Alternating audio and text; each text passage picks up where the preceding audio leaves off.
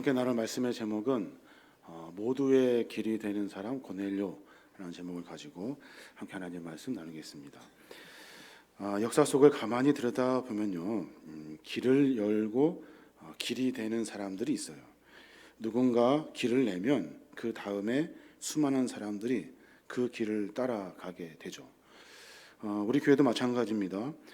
설립 멤버 되시는 세 분의 집사님들이 계셔요. 그분들이 길을 열어주시고 길이 되니까 우리가 지금 이곳에서 복음을 들을 수 있었던 거예요. 주님도 마찬가지입니다. 우리를 구원하시기 위해 이 땅에 구원의 길이 되어 주셨기 때문에 그 길을 따라가는 우리 모두가 다 그 구원의 은혜를 만나게 되는 거예요. 누군가 길을 열면 그 뒤에 많은 사람들이 그 길을 따라가더라는 거예요. 선교사님들을 가만히 보면 모두가 다 중요한 길을 열었던, 아주 중요한 일들을 감당했던 그런 일들을 우리가 보게 됩니다. 아무도 해외 선교에 눈을 돌리지 못할 때, 그때 영국의 선교사였던 윌리엄 캐리라는 목사님이 계세요. 그분이 배를 타고 인도로 건너갑니다. 윌리엄 캐리 목사님을 우리가 뭐라고 설명하냐면 현대 선교의 길을 여신 분이라고 이렇게 이야기를 해요. 그 다음부터는 수많은 선교사들이 해외 선교를 떠나게 되고 복음을 위해서 배에 몸을 싣고 복음의 선교사가 되기 시작합니다.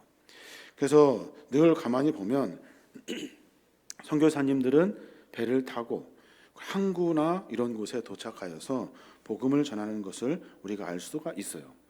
우리나라의 복음을 전할 때도 인천을 통해서 목포나 군산을 통해서 부산이라는 항구 도시를 통해서 복음이 유입된 것을 보면 우리가 그 역사를 알 수가 있죠. 초기 선교의 시작점은 모두가 항구 도시 중심인 해안가 선교가 주를 이루었어요. 왜냐하면 윌리엄 캐리 목사님이 그 일을 처음에 하셨기 때문에 그래요. 모두가 다 그분을 따라서 배를 타고 항구 도시에 복음을 전하게 됩니다. 그때 항구 도시 위주의 선교가 왕성할 때, 그때 누구도 가장 깊은 내륙 깊숙한 곳까지 복음이 전해져야 한다라는 생각을 하지 못할 때, 그때 허드슨 테일러라는 목사님이 그 일을 감당하시게 돼요. 중국의 항구만 복음을 전하는 것이 아니라 그곳에 내려가지고 더 깊숙이 들어가 보자는 거예요. 내륙 깊숙이 들어가 보니까 거기에는 수많은 종족들이 있었다는 거예요. 다른 언어를 사용하는 종족도 있고, 그리고 다른 문화 속에 살고 있는 수많은 부족들이 있었다는 거예요. 그래서 허드슨 테일러 목사님은 종족 선교의 길을 여신 분이에요. 그분은 어떤 나라 큰 대륙 안에 있는 그 항구에 중심한 선교가 아니라 모든 나라 세계 열방의 종족과 부족이 있다는 거예요. 그 부족마다 복음을 전해야 합니다라고 주장했던 분이 허드슨 테일러 목사님이에요.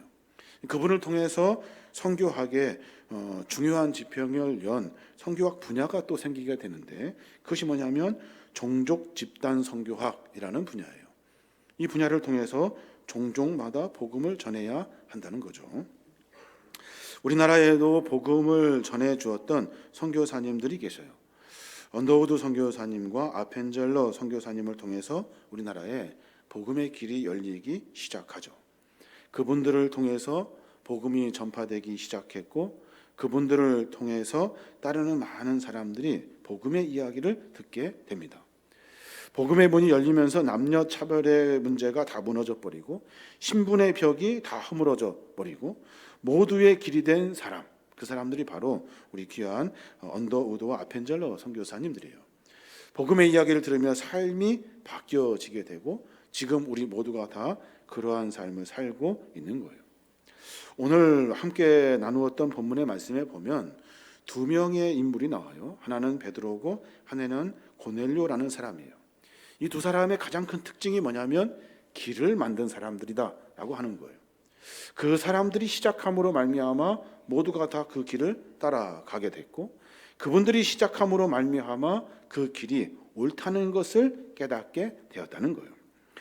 베드로와 고넬료 특징이 있죠. 베드로는 유대인이었고 고넬료는 이방인이었어요.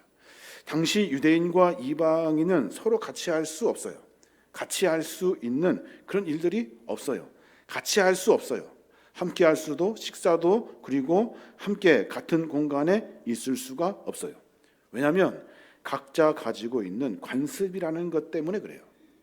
이 관습을 뛰어넘고 함께 할 수가 없는 상황에서 베드로와 고넬료는 성령의 이끌림 받아서 함께 할 수 있게 되었다 하는 거예요.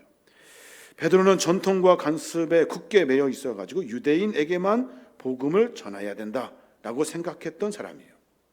고넬료도 마찬가지, 내가 하나님의 은혜 아니면 절대로 내가 다른 사람을 만날 수 없다. 유대인들과 다른 사람과 친해질 수 없다라고 생각했던 사람이 바로 고넬료라는 사람이에요. 참 답답한데 베드로를 가만히 보면 이 관습에 묶여가지고 유대인에게만 복음을 전해야 된다는 사상이 그 제자들에게 면면이 드러나게 되어 있어요. 근데 성경에 보면 이미 구약 성경부터 하나님께서는 모든 만물에게 복음을 전파해야 된다고 선포하고 계셔요. 오늘 이사야 56장 6절부터 보면 또 여호와와 연합하여 그를 섬기며 여호와의 이름을 사랑하며 그의 종이 되며 안식일을 지켜 더럽히지 아니하며 나의 언약을 굳게 지키는 이방인마다 내가 곧 그들을 나의 성산으로 인도하여 기도하는 내 집에서 그들을 기쁘게 할 것이며 라고 선포하고 계셔요.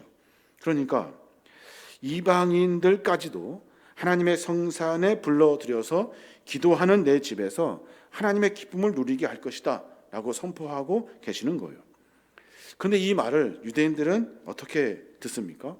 그 말을 이방인들은 빼고 들어요. 이방인들은 빼고, 저 사람들은 안 돼, 저 사람들은 함께 할 수 없어, 그러면서 자기들 나름대로 그 본문을 해석합니다. 그래서 이방인들은 원래 안 되는 사람, 원래 돼서는 안 되는 사람, 함께 할 수 없는 사람은 다 빼버리고 자기들끼리만 살아요. 예수님이 신약 성경에 보면은 성전에 들어가셔서 화를 내시는 장면이 나와요.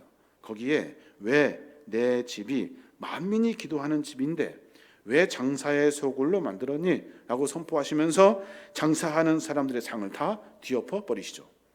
그때 예수님이 인용하셨던 본문이 앞에 우리가 봤던 이사야 56장 6절부터의 본문이에요. 성전은 뭐 하는 곳이에요? 성전은 만민이 기도하는 곳이에요. 이방인마다 내가 곧 그들을 나의 성산으로 인도하여 기도하는 내 집에서 그들을 기쁘게 할 것이다 라고 하셨던 말씀과 같이 성전은 모두가 다 함께 기도하는 곳이에요. 그런데 가만히 보니까 유대인들만 거기에 있는 거예요. 유대인들만 제사 드리려고 유대인을 위해서 물품을 팔고 그곳에서 이방인들을 다 몰아내고 그곳에서 유대인들을 위한 장사를 하고 있는 거예요. 그래서 주님이 그 상을 다 뒤엎어 놓으신 거예요. 내 집은 만민을 위한 집이라 하는 거예요. 이 호통 소리를 들으면서 베드로는 이방인에게 복음을 전해야 된다고 생각하지 못합니다. 참 신기하죠? 여러 번 수도 없이 말씀하시는데 이방인만에게는 복음을 전할 수 없어 라고 말하는 거예요. 본문을 찾아보면 여러 곳에서 주님이 모두에게 복음을 전하라 선포하셔요. 마가복음 16장 15절에 보면 너희는 온 천하에 다니며 만민에게 복음을 전파하라. 마태복음 28장 19절에 보면 모든 족속으로 제자를 삼아라. 사도행전 1장 8절에도 보면 땅끝까지 이르러 내 증인이 되라. 주님이 수도 없이 베드로에게 모든 제자들에게 선포했음에 불구하고 그들은 이방인들은 싹 빼고 이해를 해요. 하나님의 구원의 계획은 이방인에게도 포함되어 있는데 구원은 유대인에게만 허락된 하나님의 선물이라고 생각한 거예요. 이 구원은 우리 유대인들의 전유물로 착각하며 살았다 하는 거예요. 베드로가 누구예요? 초대교회 수장이고 예수님의 수제자라고 하는 베드로. 이 고정관념 때문에 하나님의 복음의 사역에 큰 방해가 됩니다. 하나님이 원하시는 그 뜻을 이루어내지를 못해요. 자기가 가지고 있는 생각, 이 고정관념 때문에. 우리 신앙의 삶의 여정 가운데 베드로를 깨트리려고 고정관념을 무너뜨리기 위해서 하나님은 누구를 세우냐면 고넬료를 세워요. 고넬료를 베드로에게 붙여 놓습니다. 고넬료를 통해서 베드로가 그 마음이 다 깨지기 시작해요. 그럼 고넬료는 또 누구예요? 조금 더 들여다보면 고넬료는 그 당시 식민지를 통치하기 위해 로마에서 파견된 로마 장교예요. 식민지 사람들을 고용해서 만든 군대가 있고요. 또 돈을 주고 산 용병들이 있고요. 그리고 또 군대가 있는데 그것은 로마에서 직접 파견한 특수부대들이 있어요. 고넬료는 누구냐면 아달리아 부대의 백부장이라 했어요. 로마에 있는 최정예 부대, 그 부대의 장교가 바로 고넬료라는 사람이라는 거예요. 그래서 고넬료는 가이사라라고 하는 도시에 파견을 받습니다. 가이사가 뭐예요? 가이사는 가이사의 성이라는 뜻이에요. 로마의 황제가 누구냐면 가이사이거든요. 고넬료는 누구를 주님으로 불러야 하냐면 가이사를 주님으로 불러야 돼요.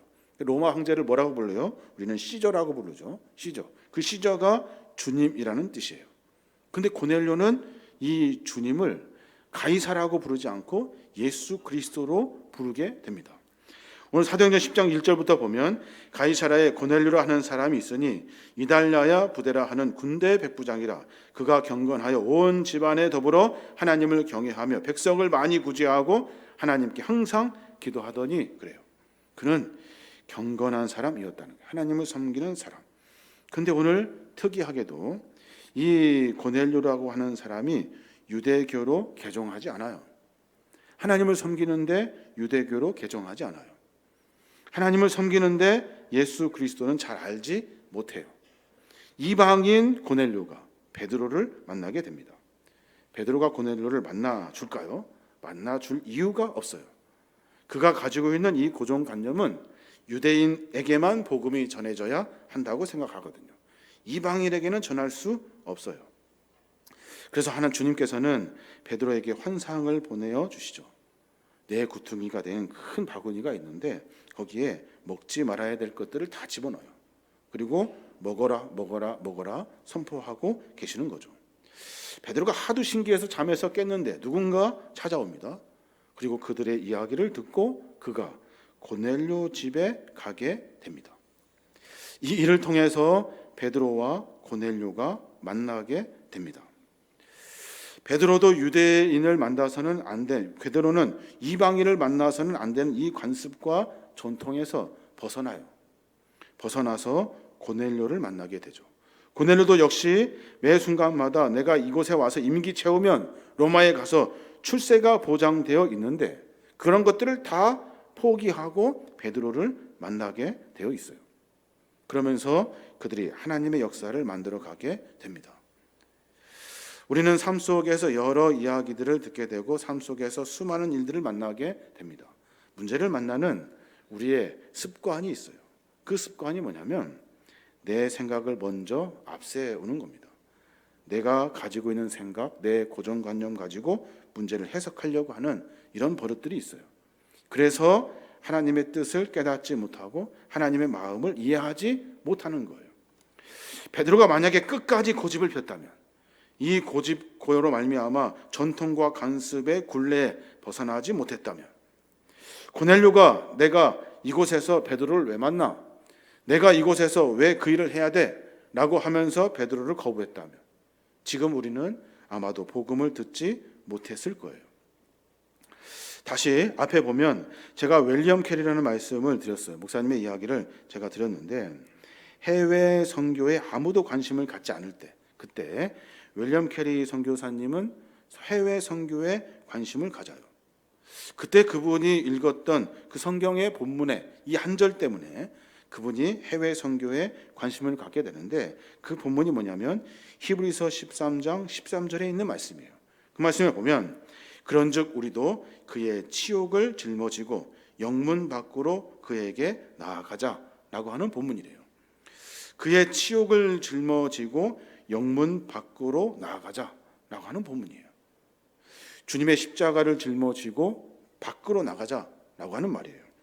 영문 안이 아닌 영문 밖에서 부르시는 하나님의 음성을 듣고 자기 인생을 주님께 드리기로 작정하고 해외 선교의 꿈을 품게 됩니다.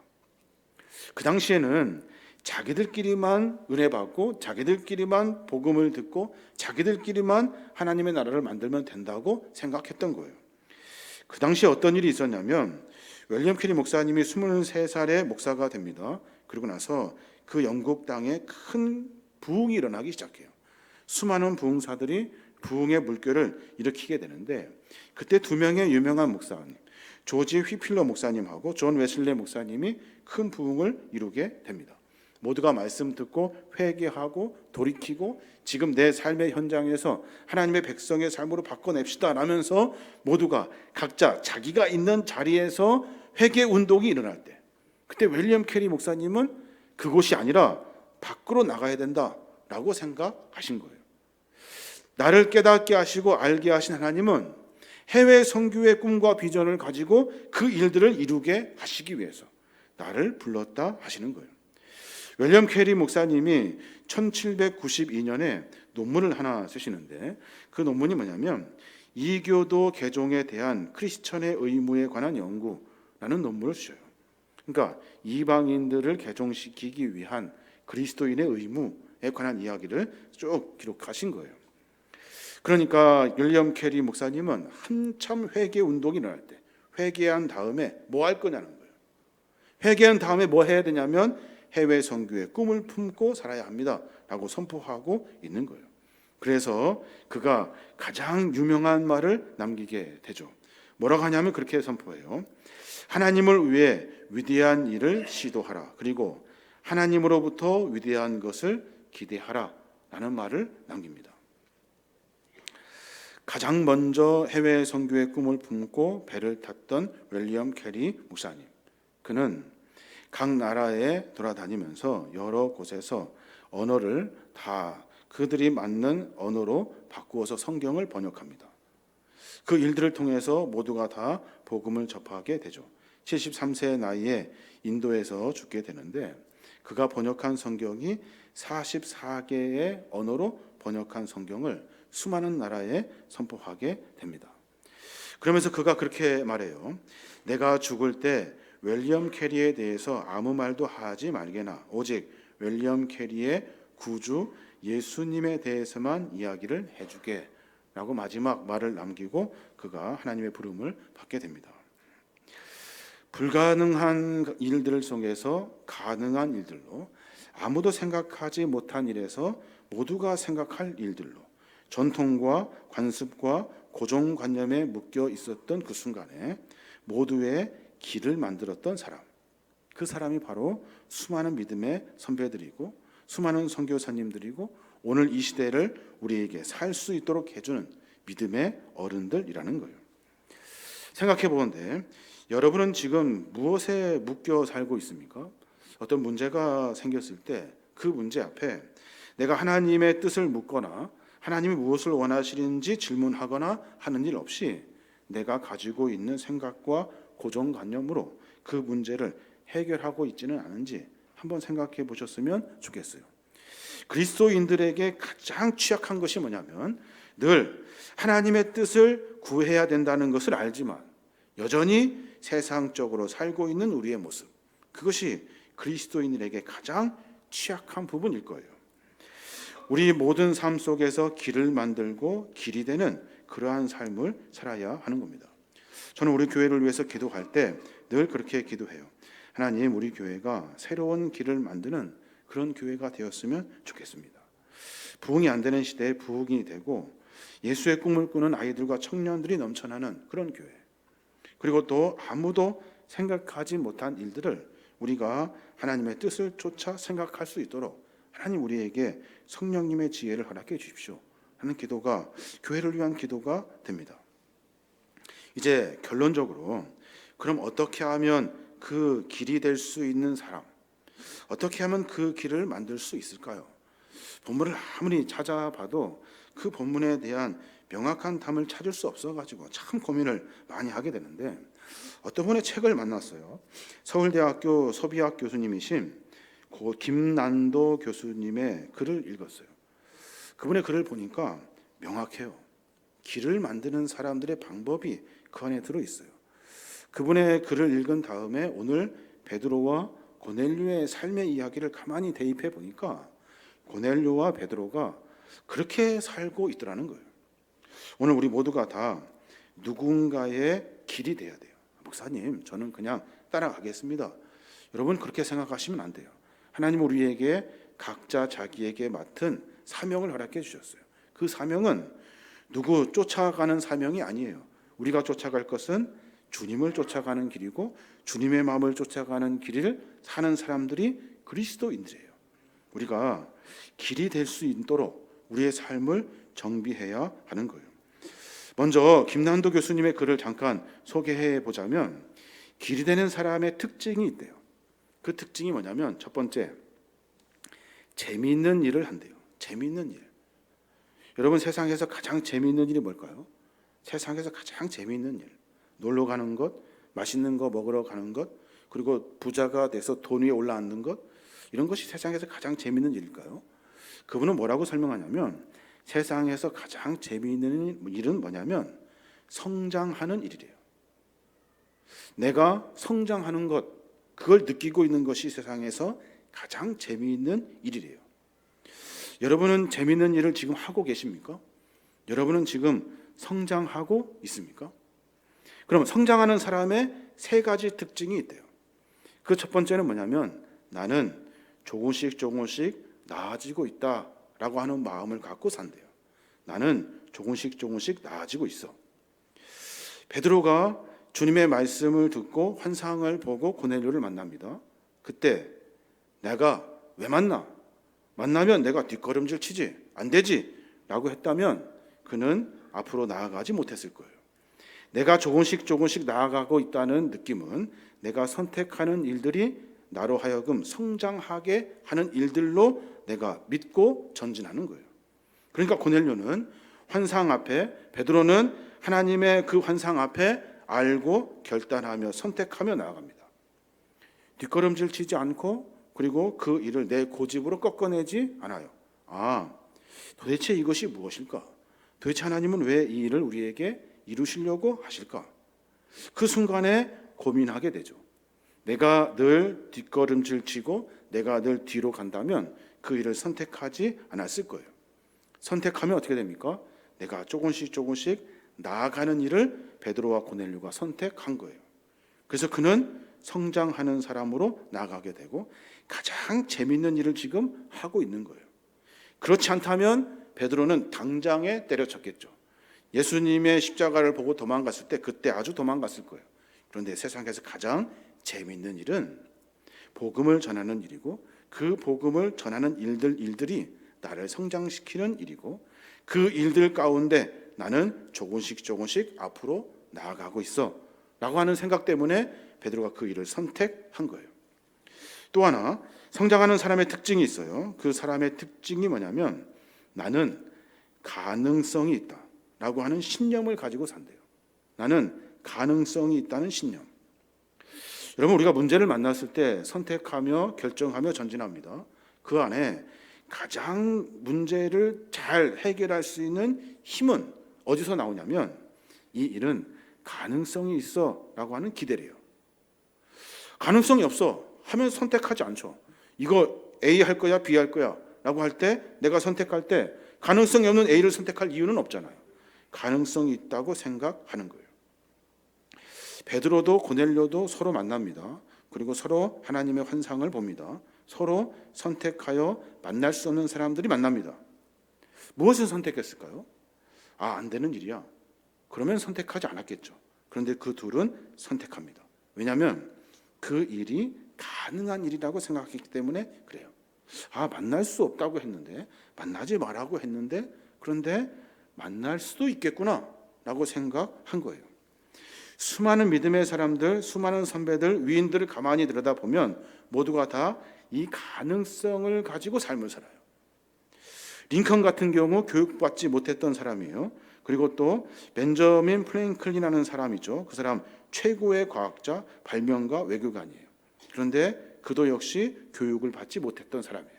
난 안 돼. 불가능해. 내가 선택하는 일은 늘 실패야. 라고 했다면 그는 늘 실패를 선택했을 거예요. 우리도 마찬가지입니다. 우리는 늘 신앙의 가능성을 가지고 선택하며 살아가는 사람이에요. 신앙의 가능성이 뭐예요? 하나님이 우리와 함께 하셔. 하나님이 이 일 가운데 개입하고 계셔. 너가 하는 믿음과 신념을 가지고 삶을 선택하며 살아가는 사람이에요. 그것이 없으면 우리는 성장하지 못해요. 그 성장을 이루지 못하면 세상에서 가장 재미없는 일을 지금 하고 있는 거예요. 또 하나, 세 번째, 마지막으로 보면 성장하는 사람의 특징이 있대요. 그것이 뭐냐면 자기 자신의 스토리가 있대요.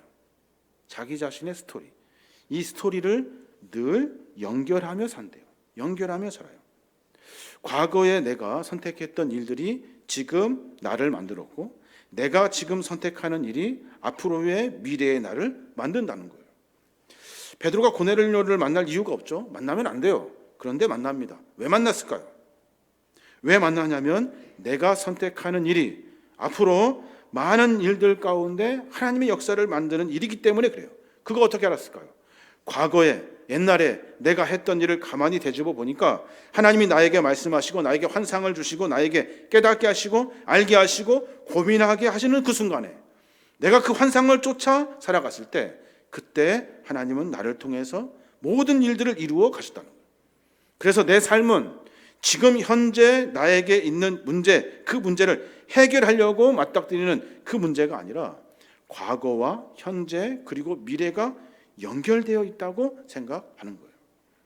이 일을 스티븐 잡스가 스탠포드 대학교 그 졸업식에서 연설을 합니다. 뭐라고 연설하냐면 그래요. 여러분의 미래는 지금 알 수 없습니다. 다만 현재와 과거의 사건들만 연결시켜서 볼 수 있을 뿐입니다. 그러므로 여러분은 현재의 순간들이 미래에 어떤 식으로든 연결되고 있다는 사실을 깨달으십시오. 그래요. 그럼 어떻게 됩니까? 내가 선택하는 일이 과거와 현재와 미래가 연결된다는 거예요. 그러면 지금 선택할 때 어떻게 하겠어요? 신중하겠죠.